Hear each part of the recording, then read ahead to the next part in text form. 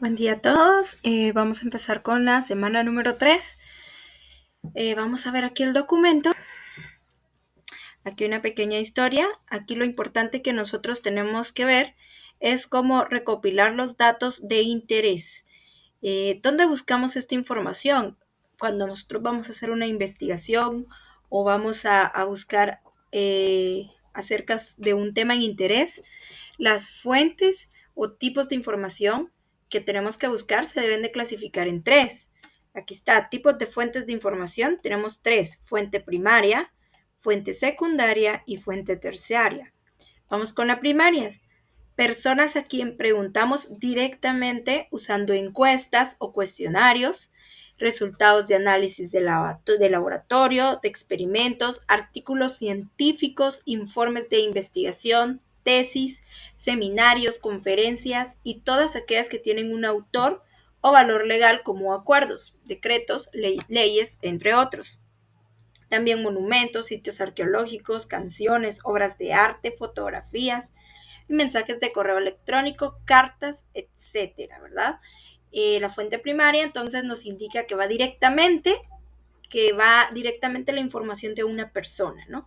Tenemos las fuentes secundarias, que estas se tomaron como base las fuentes primarias, por ejemplo, libros de texto, enciclopedia, diccionarios, biografías, resúmenes, guías, almanaques, anuarios, directorios, críticas literarias, reseñas, minutas de sesiones, etc. O sea que de la secundaria es como ya un pequeño resumen de alguien de la primaria. O sea, por ejemplo, estamos leyendo un texto, un libro, y de ese libro hicieron un libro de texto, resumieron. Entonces la fuente secundaria va a ser el libro de texto. Luego tenemos fuentes terciarias, que parten tanto de fuentes primarias como secundarias. Por ejemplo, tesauros, catálogos, información de sitios web y el internet, ¿verdad?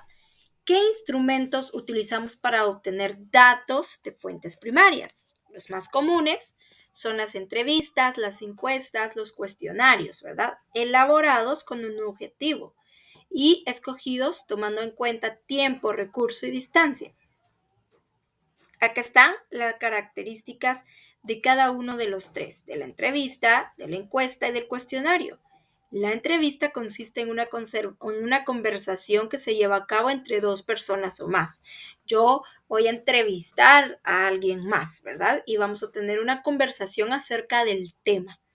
Luego tenemos la encuesta, que consiste en hacer preguntas realizadas a varias personas con un objetivo determinado. Para esto yo puedo utilizar unas hojas, hacer una encuesta, preguntarle a otra, a una persona, a alguien más, y puedo preguntar la misma encuesta a unas 10 personas para obtener información acerca de qué es lo que piensan todas las personas acerca del tema. El cuestionario que utilizamos en la entrevista y en la encuesta es un documento con preguntas ordenadas que se pasan a varias personas o grupo de personas para obtener datos específicos. Entonces, lo que yo voy a hacer en la encuesta y lo que está escrito va a ser el cuestionario. Recordamos que todos los datos deben clasificarse y tratarse de acuerdo con su importancia, utilidad, trascendencia y con mucha reserva o confidencialidad. Viene la tarea número 9 en casa. Investigamos sobre el manejo de desechos no orgánicos, lo que no se degrada en la naturaleza, en nuestra comunidad, y elegimos un instrumento para obtener datos de entrevista, encuesta o cuestionario. Incluimos preguntas sobre lo siguiente: tipo de basura que manejan, si clasifican la basura, cómo la desecha, ¿sí? Dice, visitamos a por lo menos 5 personas de la comunidad para obtener esta información. Ordenamos los datos en una tabla tal y como nos los dieron y redactamos una opinión sobre por qué estas personas gestionan así su basura, ¿verdad?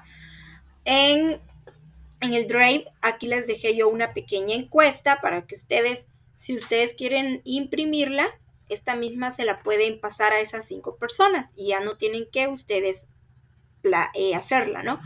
Las preguntas dicen qué tipo de basura se maneja en tu casa, basura orgánica, basura no orgánica, ambas, y marcan con una X. ¿Clasifican la basura en tu casa? Sí y no. ¿Cómo la desechan? Servicio de basura, quemada o la desecho.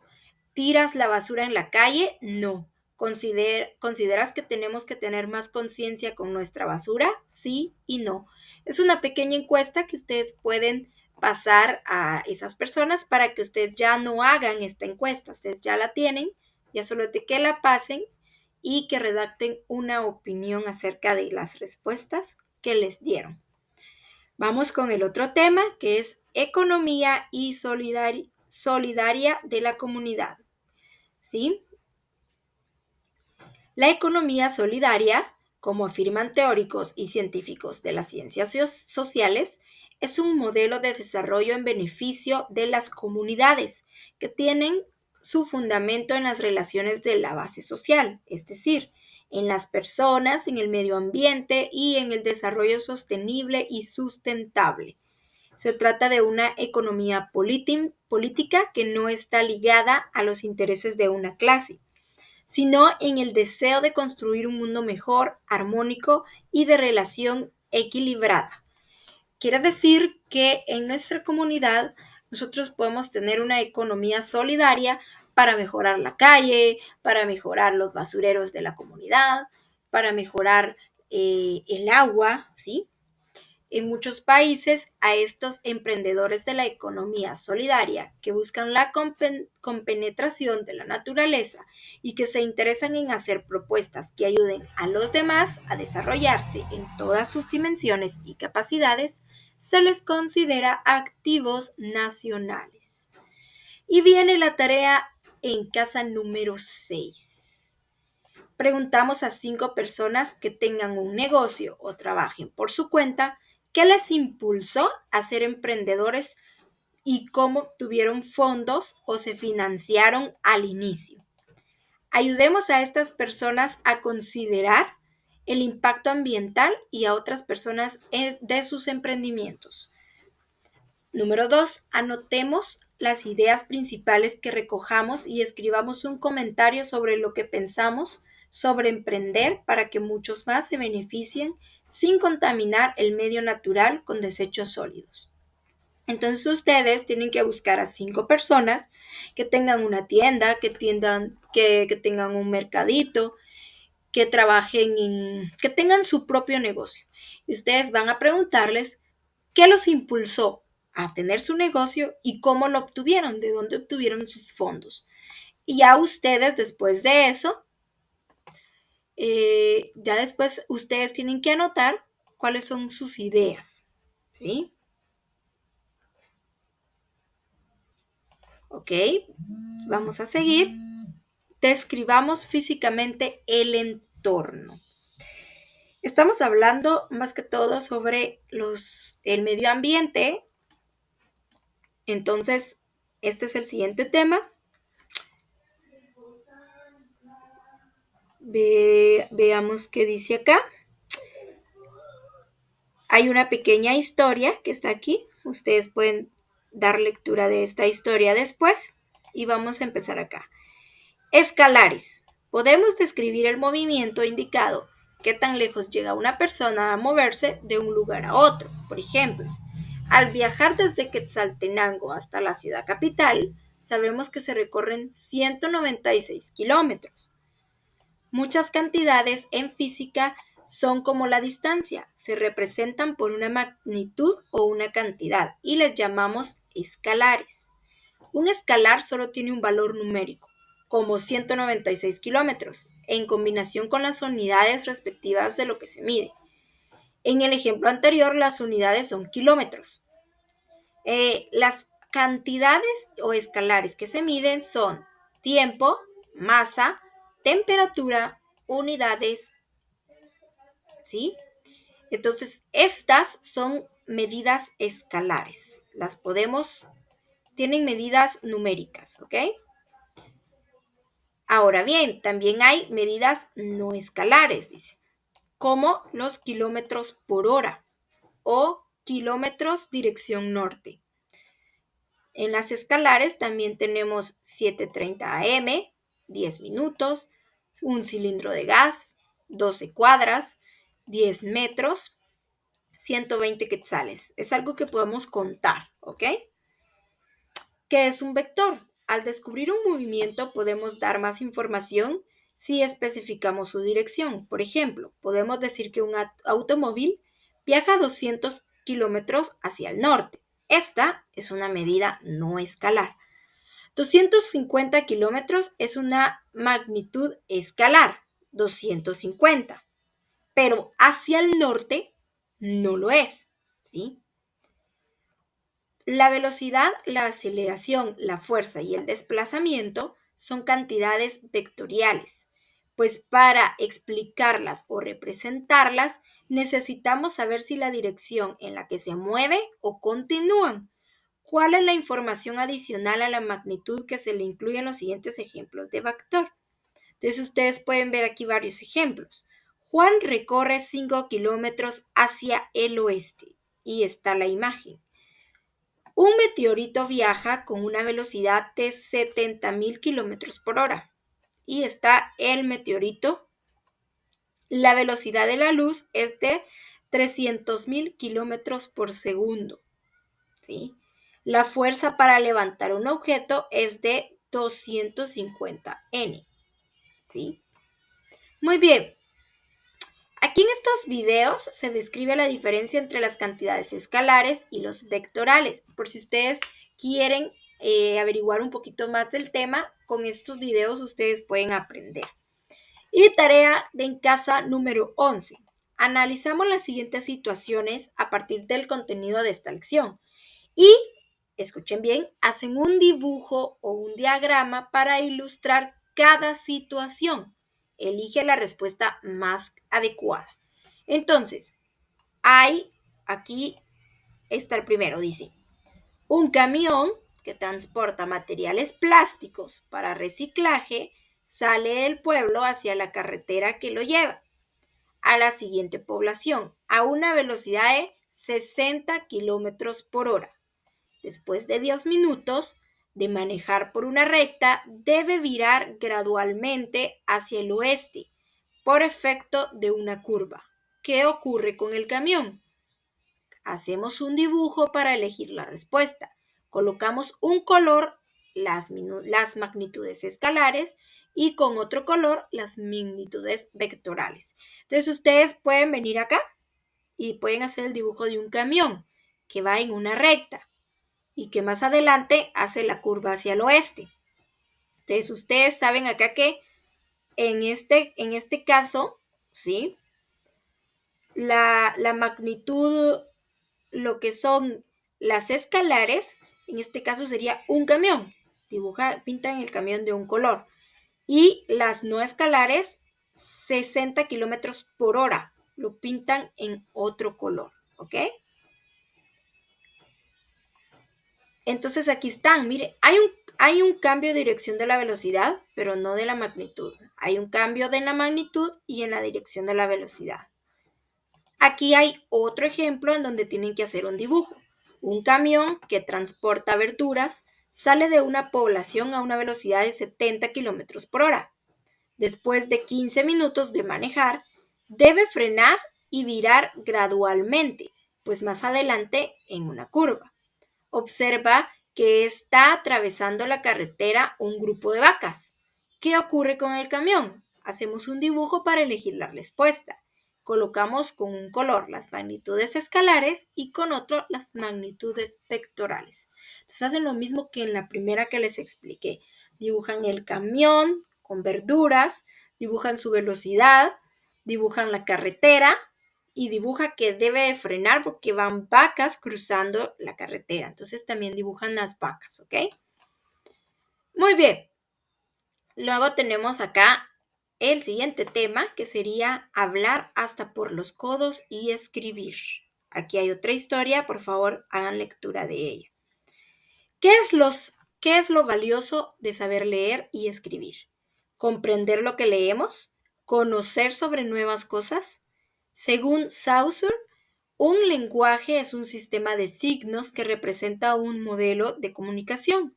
Se dice que es un sistema porque sus elementos están organizados y se relacionan siguiendo un orden definido para lograr un propósito. Los signos que emplea la lengua son las palabras. Los signos que pueden escribirse de muchas maneras. Por ejemplo, según la información que ofrecen a los sentidos, podemos clasificarlos de la siguiente manera.